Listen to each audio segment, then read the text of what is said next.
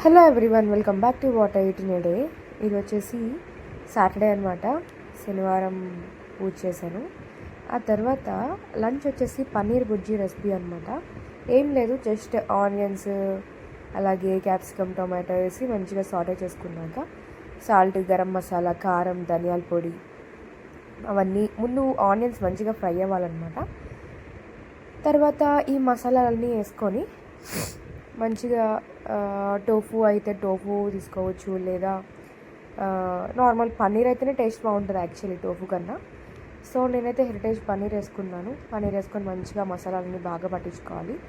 లాస్ట్లో ఈ గరం మసాలా కంపల్సరీ వేయాలి. ఇంట్లో చేసుకున్నది హోమ్ మేడ్ అయితే చాలా బాగుంటుంది.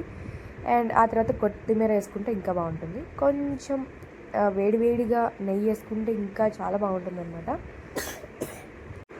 సో మంచిగా హై ప్రోటీన్, చాలా బాగుంటుంది.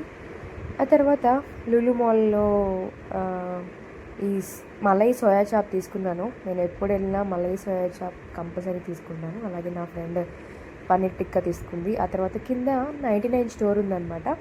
అక్కడికి వెళ్ళాము. కలెక్షన్ ఏం లేదు. ఆ తర్వాత మా ఫ్రెండ్స్ని ఇంటికి పిలిచాను డిన్నర్ కోసం. సో టొమాటో చట్నీ, పల్లి చట్నీ, అలాగే గారెలు, దోశల పిండి రెడీగా ఉంచాను అండ్ పాయసం. దోశలు వాళ్ళు రాగానే వేద్దామని. That's all. Thank you for watching.